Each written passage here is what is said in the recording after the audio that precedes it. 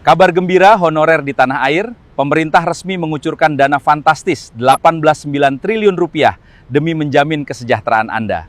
Selamat datang di Agus Channel Pendidikan, sumber informasi seputar pendidikan. Di edisi kali ini, kita akan membahas kabar baik yang sangat dinantikan oleh banyak pihak di seluruh pelosok negeri. Informasi ini membawa angin segar bagi dunia kepegawaian dan pendidikan kita. Mari kita simak ulasan selengkapnya bersama-sama. Jangan lupa tombol subscribe dan like channel ini. Agus Channel Pendidikan, channel seputar ASN, PPPK, guru honorer, dan kebijakan terbaru pendidikan. Jangan lupa subscribe dan like channel ini. Pemerintah pusat melalui kementerian terkait secara resmi telah mencairkan dana dengan total sebesar 18,9 triliun rupiah. Langkah strategis ini ditujukan kepada 546 pemerintah daerah di seluruh wilayah Indonesia.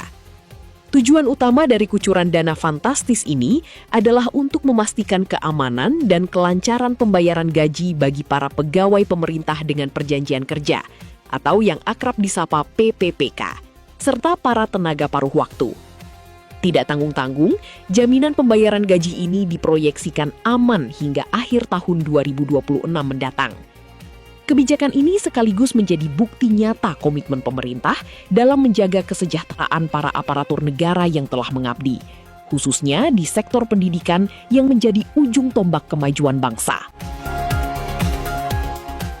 Seiring dengan pencairan dana tersebut, pemerintah pusat juga memberikan penegasan yang sangat melegakan. Disampaikan secara langsung bahwa tidak akan ada lagi kebijakan merumahkan pegawai ataupun pemutusan hubungan kerja atau PHK secara massal bagi para tenaga honorer maupun PPPK. Selama ini, isu mengenai pemberhentian kerja kerap menjadi bayang-bayang kekhawatiran bagi banyak pegawai di daerah.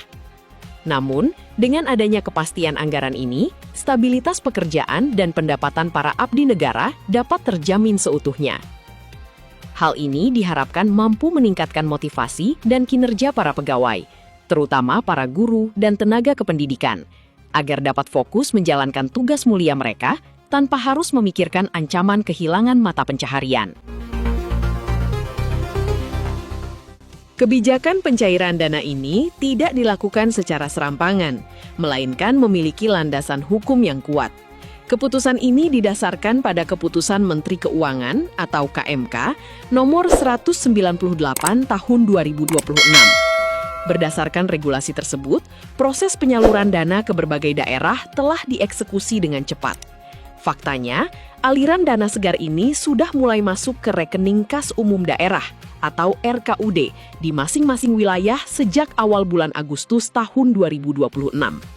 Kecepatan transfer anggaran ini patut diapresiasi karena menunjukkan keseriusan pemerintah pusat dalam merespons kebutuhan daerah, sekaligus mencegah terjadinya keterlambatan pembayaran hak-hak finansial para pegawai di tingkat kabupaten maupun kota.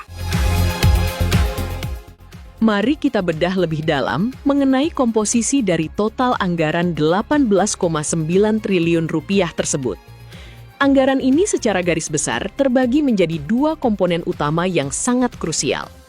Komponen pertama adalah pembayaran kurang bayar dana bagi hasil atau DBH, yang nilainya mencapai lebih dari 10 triliun rupiah. Sementara itu, komponen kedua merupakan tambahan atau top up pada dana alokasi umum atau DAU senilai lebih dari 8 triliun rupiah. Tambahan DAU ini secara khusus disalurkan bagi daerah-daerah yang memiliki keterbatasan kapasitas fiskal. Dengan skema pembagian seperti ini, pemerintah pusat berupaya menciptakan pemerataan dan keadilan, memastikan bahwa daerah dengan anggaran terbatas tetap mampu memenuhi kewajiban mereka terhadap para pegawai. Dalam pelaksanaannya, Kementerian Dalam Negeri juga turut memberikan arahan dan pengawasan yang ketat. Menteri Dalam Negeri secara tegas menginstruksikan kepada seluruh kepala daerah agar tidak main-main dengan dana yang telah disalurkan.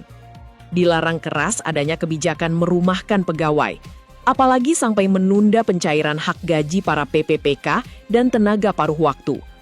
Dana ini telah dikunci peruntukannya untuk belanja pegawai sebagai prioritas utama.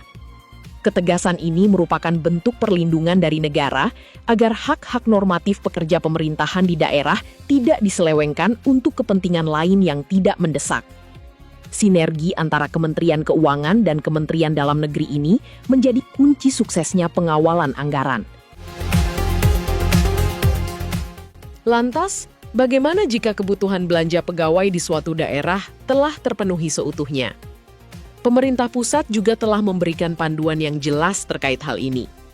Apabila urusan gaji PPPK dan tenaga paruh waktu telah beres, sisa anggaran diimbau untuk segera dialokasikan pada program-program pembangunan yang sifatnya mendesak. Prioritas pembangunan tersebut antara lain meliputi penanganan bencana alam yang sering melanda berbagai wilayah, serta perbaikan infrastruktur krusial seperti jalan-jalan yang rusak. Jika Anda ingin memantau lebih lanjut mengenai dampak spesifik pencairan ini, khususnya untuk wilayah seperti Jawa Timur atau daerah lainnya, serta bagaimana mekanisme pengawasan di tingkat kabupaten kota, jangan ragu untuk berdiskusi lebih lanjut di kolom komentar.